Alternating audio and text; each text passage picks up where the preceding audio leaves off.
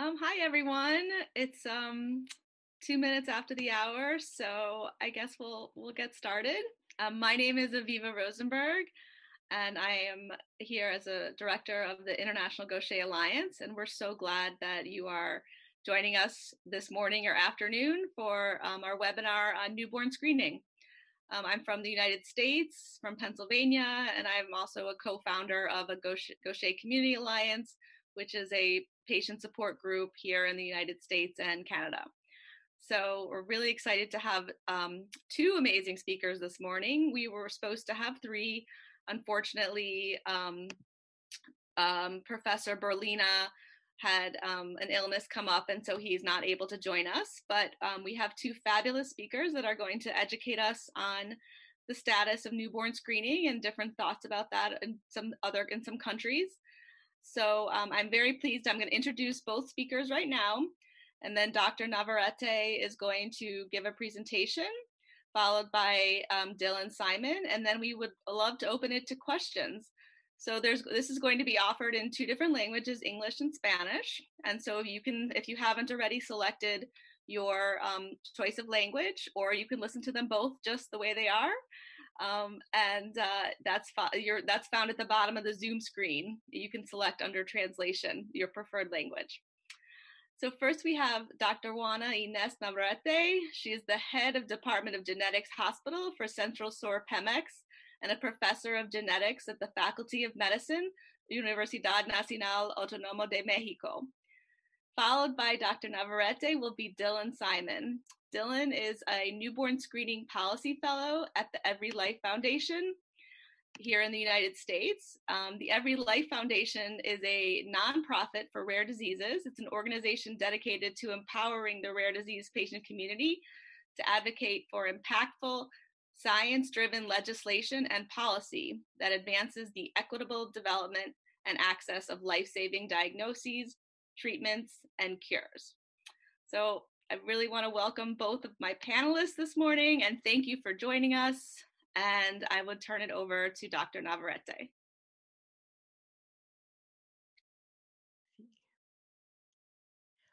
Good morning. It is an honor to have you and to be here this morning.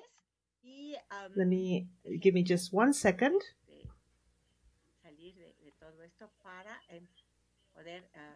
Today, I'm going to talk about neonatal screening.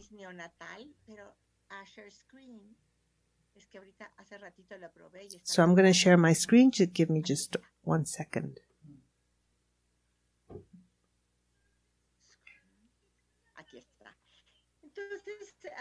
So I'm going to talk about the importance of the neonatal screening and the experience we've had in Mexico with our neonatal screening, where I work. In Petróleos Mexicanos, it's a hospital of Petróleos Mexicanos. We have patients from all over the country, and we have workers, obviously, all over the country. So all the newborn babies of the workers, well, we did this program for their children. So I'm going to talk about the importance of neonatal screening, the extended neonatal screening. It is essential for early detection of innate errors of metabolism and other disorders. There's a significant impact of this diagnostic approach through and timely treatment as well. What is neonatal screening? You know, it is a public health program that was established to detect and to treat certain medical conditions that lead to poor quality of life and to development disorders and premature death.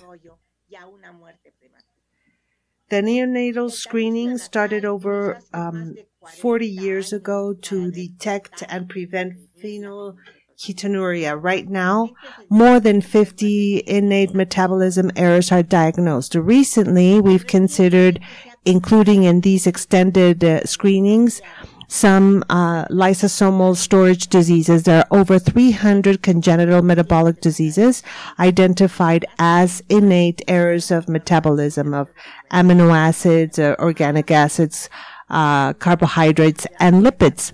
These diseases are caused by genetic mutations that give way to enzyme dysfunctions with the following accumulation of toxic compounds. 95% have recessive autosomal pattern.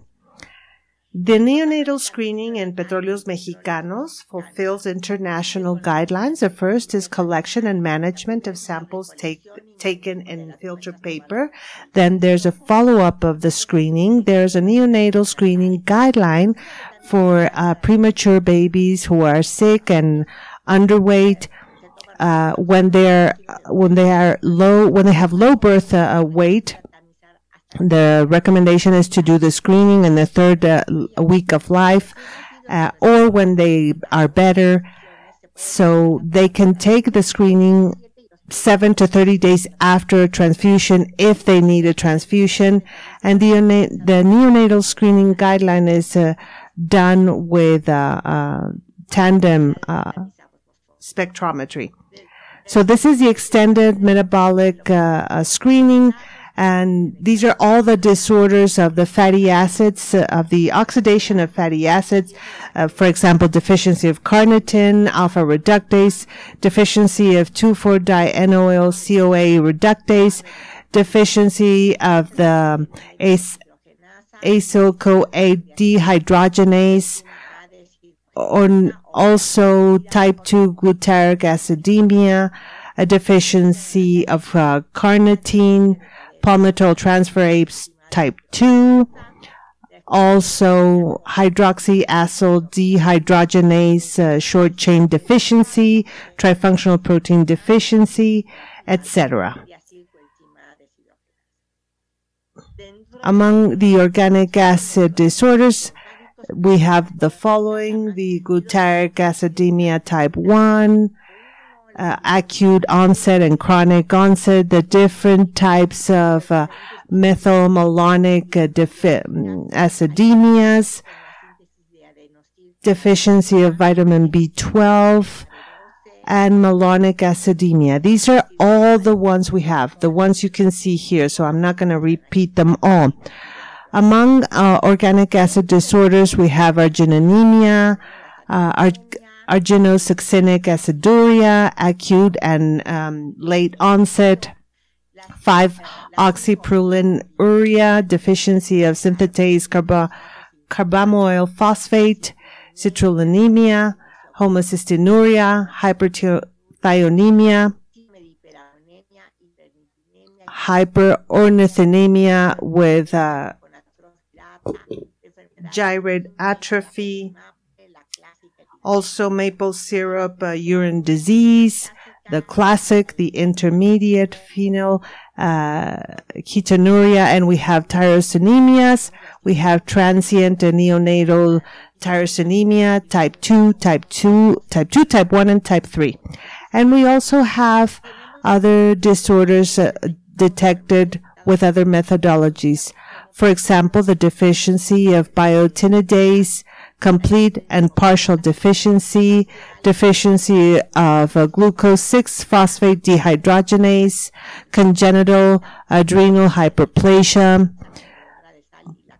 cystic fibrosis, congenital hypothyroidism, and hemoglobin disorders, hemoglobin S disease, hemoglobin SC, beta thalassemia. We also have galactosemia, deficiency of galactokinase, deficiency of galactose 1-phosphate uridyl transferase, deficiency of galactose 4E.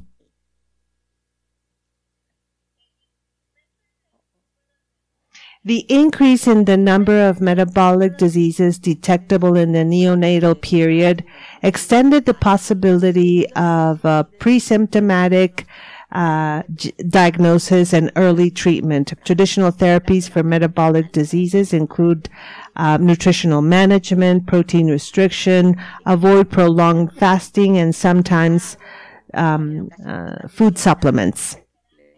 The new therapies include organ transplant, enzyme replacement, and also somatic gene therapy, that is at very early stages. Hopefully this is a reality soon.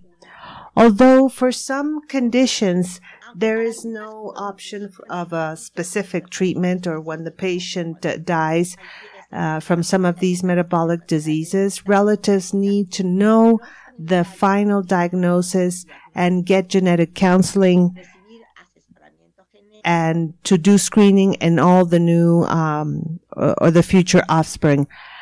In Petróleos Mexicanos, we have a comprehensive extended neonatal screening program that fulfills national and international guidelines. So we inform parents that the neonatal screening is essential. We take samples within 24 hours of birth, and the testing we do has high sensitivity and specificity. We have quality controls and for the results issued. Why is the screening important? Well, because we can detect genetic diseases on a timely basis before there are clinical manifestations, because we have timely treatment with diet or with replacement therapy. The result is normal children without disease or only a genetic mutation. In Petróleos Mexicanos reported 21,358 births from 2007 to 2012. A total of 204 newborn babies presented a metabolic disorder. Once detected, they were sent to genetics, to the high specialty pediatric hospitals, and to pediatric hematology of the Hospital Central Sur. 124 were diagnosed with an innate error of metabolism through confirmatory tests. The cases were processed in the states of Campeche, Mexico City. We test enzyme activity. We also look for gene mutations. I'm sorry, her voice is cutting off most of the time. So these cases were from Jalisco, Oaxaca, Tabasco, Veracruz, etc. The state of Veracruz contributed with half of the cases, followed by Tabasco and Campeche. We also had in other states of Mexico. Most were females. Starting August 1st, 2012, our screening includes 7 more diseases. 6 are lysosomal storage diseases, and 1 is a combined severe immune deficiency. So which ones did we add? We added Hurler disease, or MPS 1, Pompe's disease. We added Gaucher, Niemann-Pick type A and B, Krabbe disease, Fabry's disease. And what did we find? We found that 1 out of 80 newborn babies are confirmed with the diseases screened in the extended neonatal screening program. Which are the most frequent? This is a period from 2005 to 2018. 1 out of 171 babies. 1 out of 178 has a deficiency of the glucose 6-phosphate dehydrogenase. 1 out of 194 had transient neonatal tyrosinemia. 1 out of 2,128 had primary congenital hypothyroidism, and surprisingly, 1 out of 1,212 had one of the lysosomal storage diseases. They're very infrequent. So this is Fabry's disease. The mutation we found is ARG363H for Pompe. Some were homozygous or heterozygous, but most of them was a pseudo deficiency or a late presentation. And in Hurler disease, we found pathogenic homozygous that was treated 1 month after birth. Why is early diagnosis important? Because these are progressive, debilitating diseases and often mortal. Early diagnosis and early therapy make a significant difference, and it can prevent irreversible damage, and it can have a positive impact in the patient's outcome. Our institution is the first institution in Latin America to do screening of 6 lysosomal storage diseases that I mentioned: Fabry's, Gaucher, Pompe, Hurler, Crab, Niemann-Pick AB, and severe combined immune deficiency.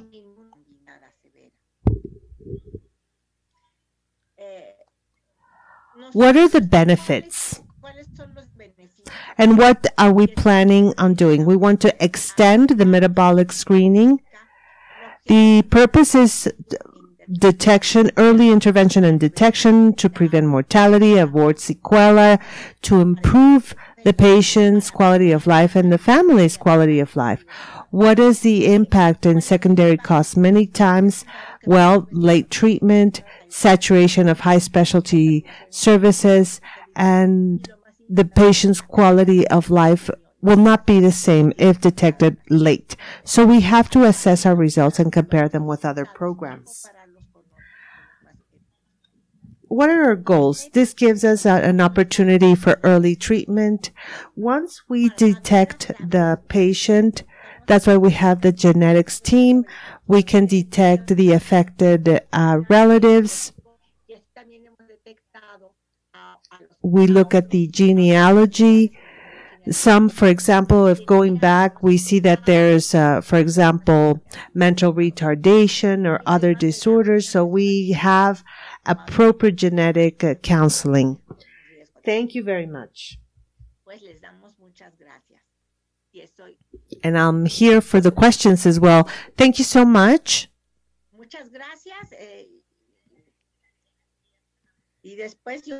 Yes, and I'll be here waiting for the questions. Thank you so much, Dr. Navarrete.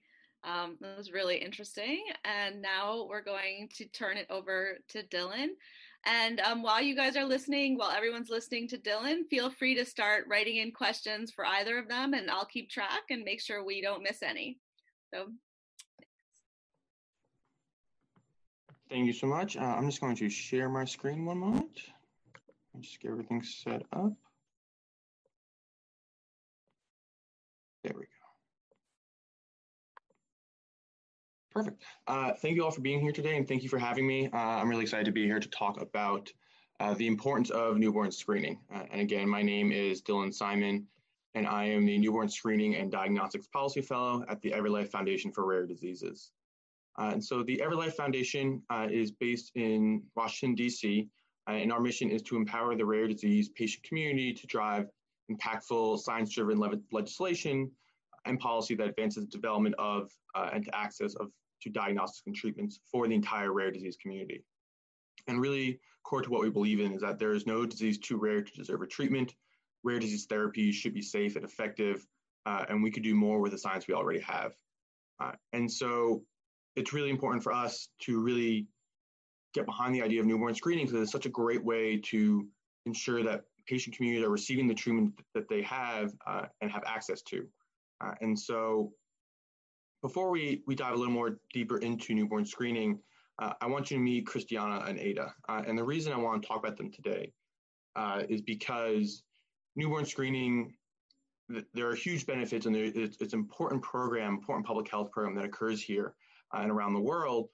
But this story helps to bring it back to the most basic benefit, the most basic importance of the program, is newborn screening saves lives. And I think that idea, that fact is really the core aspect of newborn screening, and we should always return to that fact, is that we know newborn screening saves lives.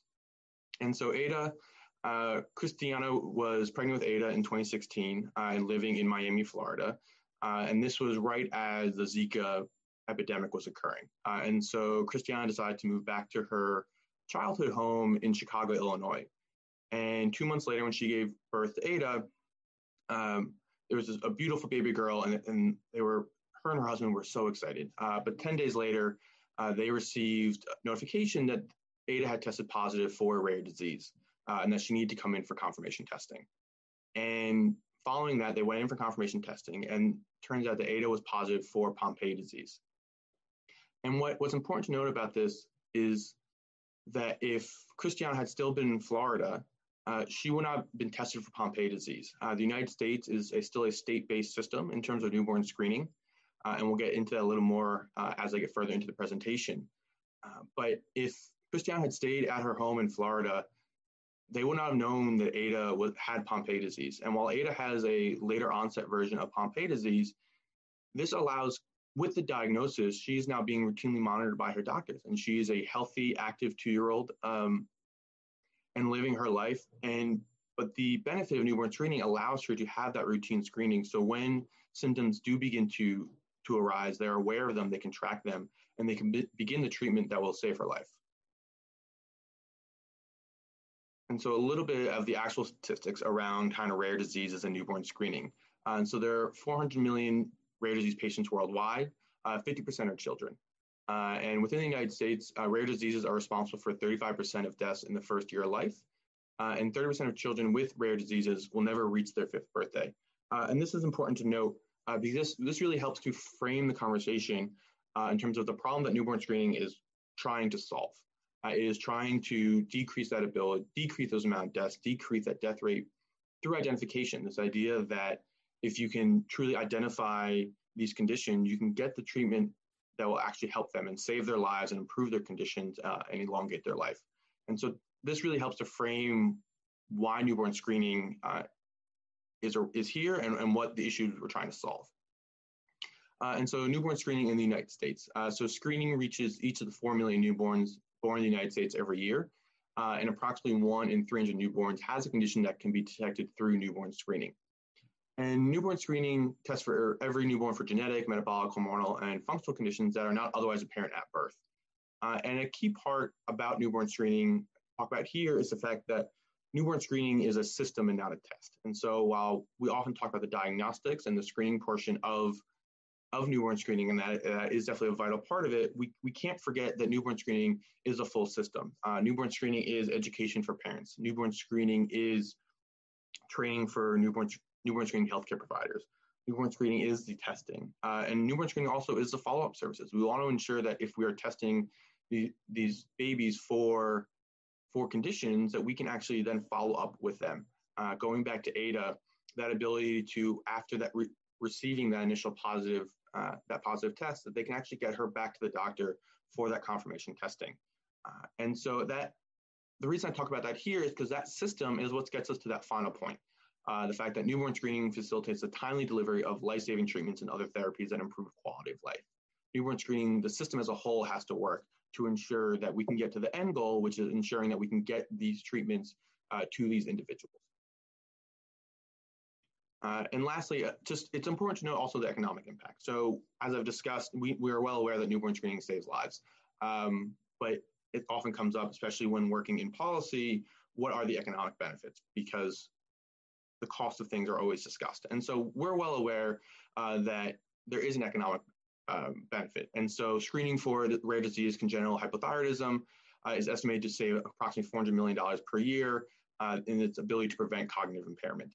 In addition, one limited study, there's an estimated for every late diagnosis of XALD or adrenoleukodystrophy, which is a rare disease on newborn screening panels in the United States. It saves approximately $2.9 to $4.3 million in extra costs for the delayed diagnosis. And so we know that newborn screening not only saves lives, but it saves money. And so here is where I kind of want to take a little bit of a step back and discuss newborn screening and how it works in the United States and really the process that it goes through to be added to the newborn screening panels across the country. And so you can see at the bottom, it starts with the evidence development. It starts with ensuring that you have a screening method. Can we properly identify these individuals? Is there an infrastructure in place? Is there a therapeutic in place?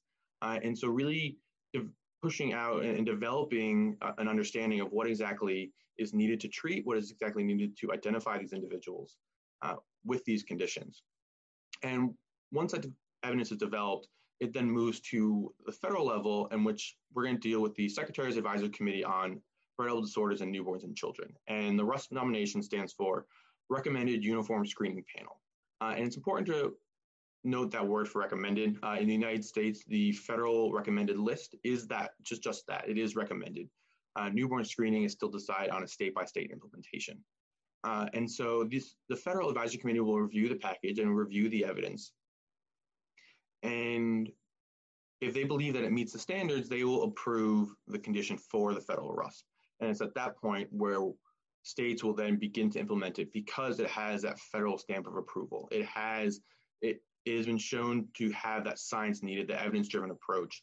And the states are always working to continue to add conditions, but they are generally underfunded and generally don't necessarily have the ability to really dig into all the variety of rare disease conditions that are eligible for newborn screening. And so they rely heavily on the RUSP.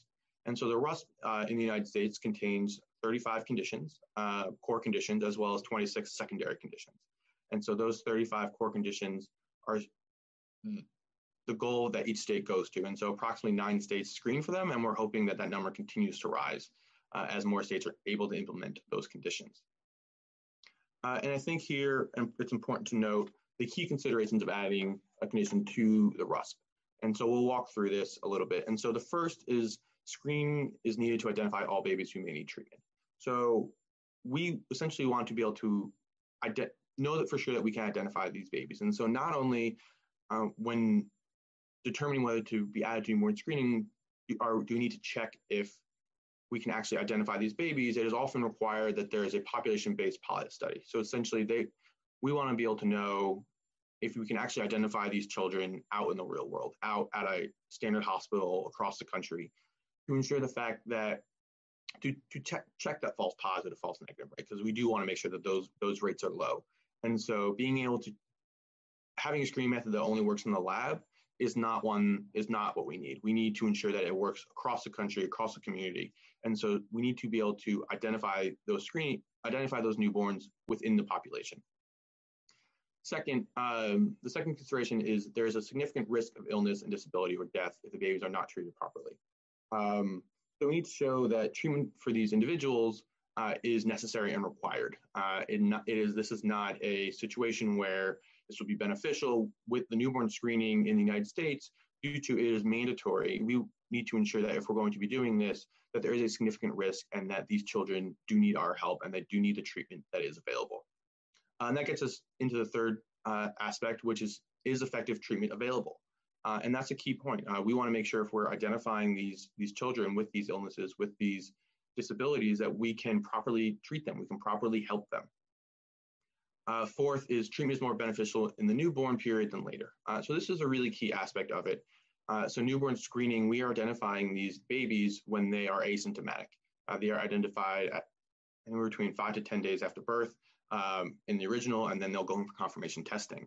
And we need to ensure that treating them now, treating them at that young of age is beneficial, that treating them when they're asymptomatic versus symptomatic will make a huge difference. And so that's a very key part in this entire process, that we want to show that if you start treating when the toddler starts showing symptoms, you're already behind the ball, you're behind the disease, and that the ability to get ahead of it with early treatment when they're asymptomatic can make all the difference in the world. And the fifth part is the resources and access to treatment and counseling are widely available. And so this goes back to the idea that newborn screening is a system and not a test. We want to ensure that if we're identifying these individuals, that the system is in place to support that family, to identify them properly, to follow up with them properly, to ensure the fact that the system will be there to help these families. And so that's such a key part in that process when considering being added to the RUSP is the infrastructure in place at the state level, at the state level, to ensure that not only can we identify these babies, not only do we have treatment available, but can the system help them? We are going to give them a life-altering diagnosis, and we want to make sure that the system is there to support them and get them the help that they need. And lastly, the benefits of the babies and to society outweigh the risk and burdens of screening and treatment. And so this is really just a risk-benefit analysis determining the pros and cons of adding a condition through the false positive rate, the false negative rate, how effective is the treatment. It's really kind of taking the first five considerations and really bringing it into one and really weighing the risk benefit of it all. And so the reason I want to walk through these considerations is because each really highlights a benefit of newborn screening that we are trying to identify through this process, through this idea of adding to a panel. So for the first, we're really looking at, can we identify them properly? If we can identify them, that is a benefit. We want to be able to find these children and help them if we can. The second one is really asking, do they need our help? Are these conditions, is there significant risk? And the benefit of, can we help them? And can we give them the treatment that they deserve? And third, and that really, again, feeds into the third point of, can we help them? Can we get them the treatment that they need to help treat this condition? And the fourth kind of builds on the second in this idea of, can we help them now? Is it really important to begin treating now when they're asymptomatic? And the fifth is, can the system support them? And so that's the benefit of having a system there for you, is that when your newborn is tested positive, there is a system in place to support that family. And lastly, the benefit of, very simple, risk-benefit analysis. Does the benefit outweigh the risk? And so each consideration is really measuring, what is the benefit of newborn screening? How can we help these families? How can we help these newborns? How can we ensure that we are properly identifying those who are in need and those that we can help, and getting treatment to them as quickly as possible? And the benefit of that and the outcome of that is we see great benefits from when a condition is added to the RUSP. And so severe combined immunodeficiency, or SCID, is an illness where a newborn is born without an effective immune system, which results in the first infection they develop often being fatal. SCID was added to the RUSP in 2010, and all states currently screen for SCID. And in 2014, a paper was published exploring the impact of newborn screening in 11 states, and using state newborn screening data that range from pre-addition to the RUSP to post-addition to the RUSP. These 11 states were able to identify 52 cases of SCID, and they reported an 87% survival rate of the identified conditions following the introduction of newborn screening. In addition, in 2019, following from 2010 to 2017, after SCID had been added to the RUSP, California, through those 8 years, were able to identify approximately 6 children per year who had SCID in their state. Out of the 50 who were identified, 49 were available for treatment, and within that group, 94% of those children survived. And so you can see that long process, that arduous process of developing a screening method, developing a therapeutic, ensuring that the system is in place. Here's where we're reaping the rewards, is when a condition is added to the RUSP, you can see the benefit. 94% survival rate is a fantastic number to be looking at. And it goes back to the idea of, why are we here? We are here to save lives. And you can see this with SCID, and you can see this as well with a second condition. And so these were the two conditions that were really first added to the federal RUSP. And so the second of the two was cranial congenital heart disease, and it's a grouping of conditions that lead to low oxygen levels. And CCHD is responsible for approximately 3% of all infant deaths in the first year of life within the United States. And CCHD was added to the RUSP in 2011 and is currently screened for all 50 states. And it's important to know for CCHD that is not the typical screening method that occurs through newborn screening. So the vast majority of newborn screening occurs through blood testing through a heel prick.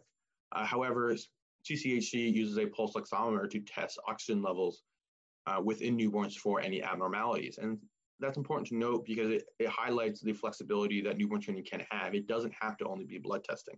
While that is definitely the main avenue of newborn screening, CCHD highlights the ability to be flexible and to bring in conditions whenever they're helpful, whenever they're going to make an impact, is when we want to have them on the newborn screening list.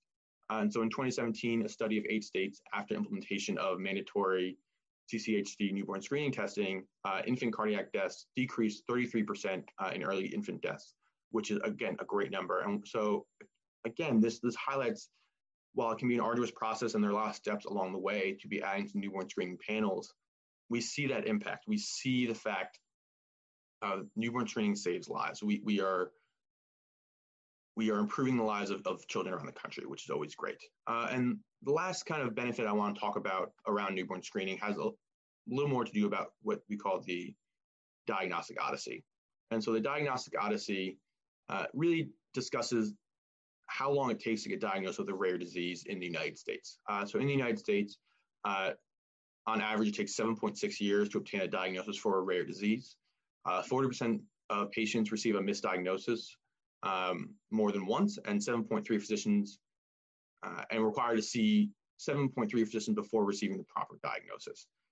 And so this also again highlights in the end of it how 70% of physicians believe it would be helpful to receive additional training in rare diseases.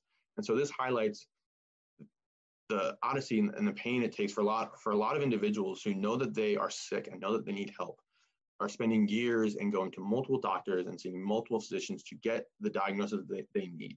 And oftentimes in the rare disease community, that diagnosis does not necessarily come with a treatment, but a diagnosis it gives a sense of peace at times for a lot of individuals, because at least they now know. They know what the condition is, and they know why they're feeling sick, and they can start to move forward and start to move towards trying to find a treatment. And so newborn screening really helps to prevent that. It helps to, the more individuals we can identify at birth, the more individuals we can identify with newborn screening will continue to limit those going through the diagnostic odyssey process. Now, we will never completely eliminate this. That is just the nature of rare diseases. But we can definitely do better than we're doing now, and newborn screening can definitely play a role in that. And so I want to close with where I started, with a story about a patient. Here at the Everylife Foundation, we fully believe that the patient voice and the patient stories should always be at the forefront, because they are representing the lives that these people live. And so I want to tell you a story about Levi and Donna Christostic. Levi was born as 14 years old. And when he was born, his mother, who was a nurse, realized immediately that something was wrong. And it took about a year, and they met with 4 different doctors, and they received 4 different diagnoses. But at the end of the year, they were able to receive that rare disease diagnosis of Jansen's. My apologies, I do not have that listed here. But they were finally able to receive that diagnosis. But throughout that year, they didn't know. They didn't know what exactly was going on with their son. He was only a year old, and they were going from doctor to doctor, hospital to hospital, to try to figure out what was going on. There have been multiple times where they had told, you have to take your son home, and he's going to pass away, and you're going to have to take your son home to die. And they kept pushing forward, and they kept looking for a diagnosis. And once they received that diagnosis, they realized that while there's no treatment, you can live with it. And while Levi has gone through 16 surgeries to date, he is still a happy 14-year-old boy who is working to find a treatment for himself. And this is why newborn screening matters. Newborn screening matters because it can help prevent stories like this, where it takes a year to find that diagnosis. Newborn screening allows for that diagnosis at birth, when treatment can make a difference, when they are asymptomatic, and we can get ahead of the condition. And so thank you all for being here today. Thank you all for the invitation to speak. It's been a great time, and I look forward to your questions. Thank you so much. Thank you, Dylan. That was great. All right, so you're more than welcome to ask questions of Dylan and Dr. Navarrete. So if you want to chat them in, either in the chat or the Q&A. And if not, that's good too. I think one of the really interesting things that Dylan talked about was in the US, your diagnosis really depends on if you're lucky enough to be born in a state that has that particular screening in place. So a lot of it is really a toss up for us here, that, if your baby is born in one of the states, like California, that has a broad spectrum, then your child has a much better outlook, for life, versus if you're born in a state that doesn't have the panel. So access is really, really important to us here. And in terms of Gaucher disease, that's one of the things that we're working towards is screening across the board. Okay, so we have a question. So the question is about, so for the fortunate, the workers and families of the PEMEX hospital who have the possibility of early diagnosis, this institution and Dr. Navarrete have been doing this for many years. And they're also working to expand the needle. So this is similar to us, like looking to expand the neonatal screening so that it'll be a reality in all health institutions in Mexico and not only PEMEX. So, similar to them, if you're a baby born in PEMEX facility, then you're really lucky, but otherwise. So I think, expansion and access is very important. Anyone else? Sí. Yes. ¿Sí? Yeah, of course, Dr. Navarrete. Gracias. Yes. Efectivamente, como dice Paulina, nosotros Aviva, this screening is for babies who are born in PEMEX, but we are working very hard with the civil community or the Mexican Federation of Rare Diseases, and especially with a part of this. We are thinking about these rare disorders because this neonatal screening should not be only for PEMEX workers. It is starting also for state workers. The screening now has 69 diseases. This is for state workers. We want it to be carried out throughout the country, in the state-owned hospitals and also the Mexican Social Security. So we're working on that so that this extended screening can be done everywhere. We're working with legislation. Civil organizations are very important. We're here to support them so that this becomes a reality and it can be performed throughout the country. Thank you. Thank you. I have another question, and I think both of you hopefully can answer your opinions. Is newborn screening only recommended for diseases where a treatment is available? So if there's no treatment for that particular disease, would there still be a recommendation to be screened or no? Dylan, why don't you start? Yeah, I can start. In the United States, it's generally a treatment does need to be available. But that, again, it varies. And so that can change on the state-to-state level. But in general, the idea is you do need a treatment available because if you're identifying these newborns at birth through mandatory screening, you want to be able to actually give them help. So you don't want to identify these newborns at birth without a way to actually help them. And so within the United States, to be added to newborn screening panels, you typically do need a treatment available. Dr. Navarrete, can you add to that? Well, my answer is like Dylan's. We're trying for, all the diseases added have an available treatment. For example, the Niemann-Pick disease very soon. A treatment is under development. There isn't one yet, but we will have one soon. So, for example, others like leukodystrophy, treated in time, or they can have a bone marrow transplant. So in general, the diseases that are mandatory in the screening and the neonatal screening have, they have to have treatment because we're offering parents not just a diagnosis, but timely treatment. For other metabolism diseases, there's a nutritional restriction, So that's what it's about, right? That they have treatment.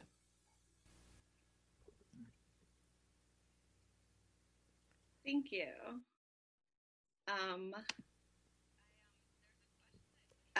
There's a question that came in Spanish, and so I'm asking the translator if they could read that out, since I will not do that very well.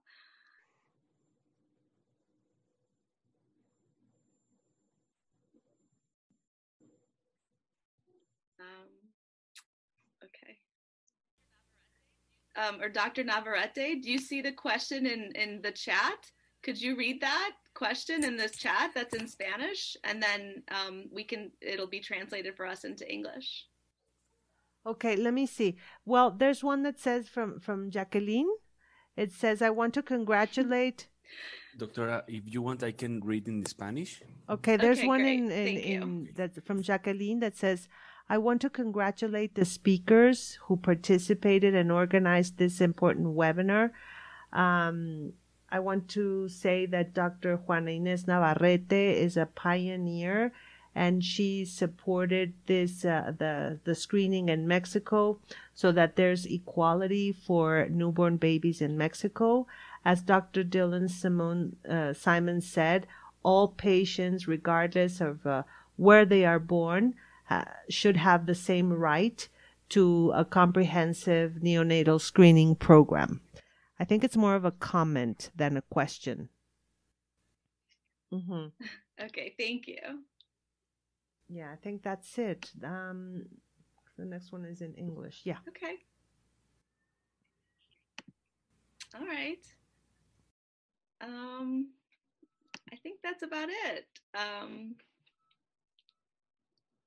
Well, if there's no other questions, anyone else before we sign off? This was really, really interesting, and I think that it varies from country to country, and so if you're working in your countries to get newborn screening in place or to grow it, I think I would encourage you to reach out to both Dr. Navarrete and the Everylife Foundation. They could provide some guidance and some history about how they accomplish that in their countries, and so in hopes to give you some guidance about your country. Well, thank you so much. One more question. Are there any? So the question is, are there any links between groups in different countries? So, like, do the newborn screening groups in Mexico work with the U.S. or other Latin American countries, or that you know of? Not that I know of, but we would love to. I think we're definitely trying to help improve newborn screening here, and that has its own challenges. But we would always be willing and want to go and help as many people as possible. So we would definitely be willing to do that.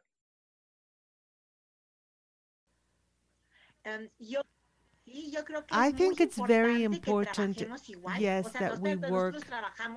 We have several groups in Mexico working for the extended neonatal screening, but I do think it's extremely important that we come together, with our experiences, that we help each other out. Dylan, I loved your presentation. I think we can take some of your learnings, and so that we can work together. We are neighbor countries, and also work with other countries who want to come join us. And I think we can work better. We can, support each other. I think it's a wonderful idea.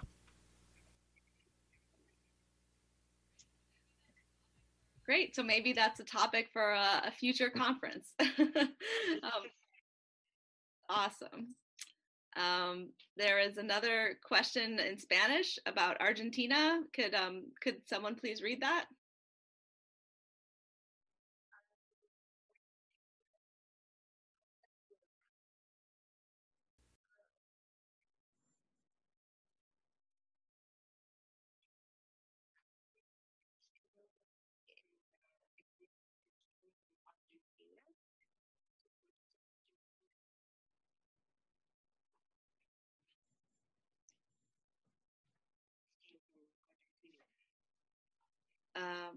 Okay.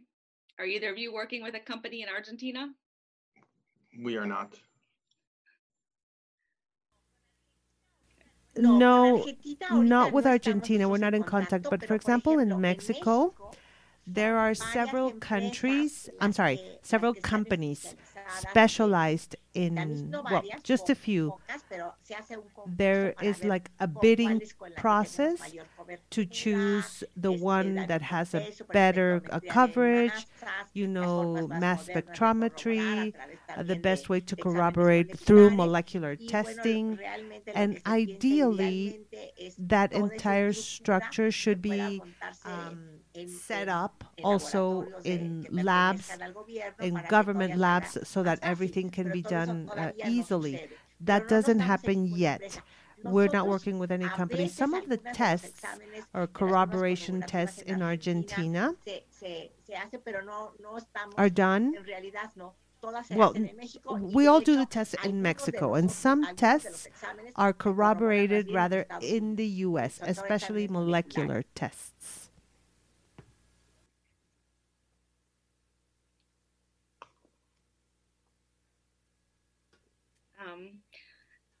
Was there any reason to not advance newborn screening? Like some people say, well, it's going to be very expensive to offer this to every single baby. So, why would you want to offer this test to every single baby if it's going to cost so much money?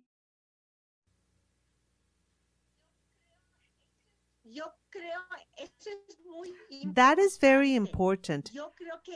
I think perspective, it's a matter of perspective, and it's not about how much does extended screening cost. It's about $90 with 76 diseases. How much does it cost not to diagnose a child, or that odyssey that Dylan mentioned, and make a late diagnosis? Because treatment is different when you give it on time than when you give it when there are symptoms or sequela that can still be treated, but the quality of life is always going to be different. So how much does it cost to the state if you don't detect these children early?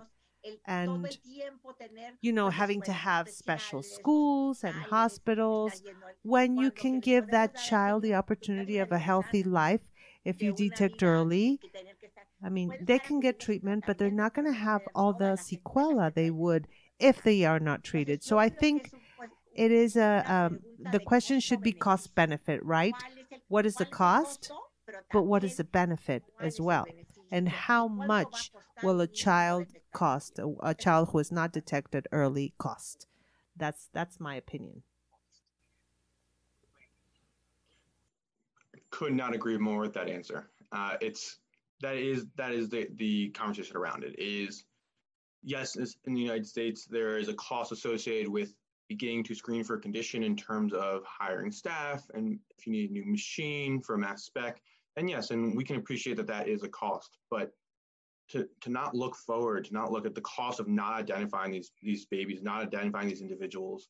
And personally, I like to always go back to, at the end of the day, newborn screening saves lives. And like that, it's hard to quantify that at times, but these are individuals who in many cases, without a proper diagnosis, would die within the first 10 to 12 years of life. And now these are individuals who are living full lives. And so while yes, there's a cost of treatment around that, there's also a benefit of adding those lives and adding that community to the country. And so I think you can't ignore the fact that there is a cost in terms of screening, but you have to look at it on the plus side. What is the cost that we're getting back? How are we getting paid back? And it's through saving lives. It's through having these kids live into adulthood. It's limiting costs on the diagnostic odyssey. It's limiting costs of treatment for those who are not identified properly. And so to me, you save money in the long run. Another question for Dr. Navarrete. If in the United States, the cost of treatment for these diseases are borne by health insurance, private health insurance. So if a patient is identified in Mexico, who pays for the treatment for that baby? Does the government pay, or is it private?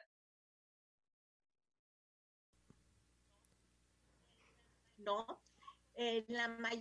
Most cases are paid by the government. In Petróleos Mexicanos, we pay everything. We give genetic counseling, we give treatment, follow-up.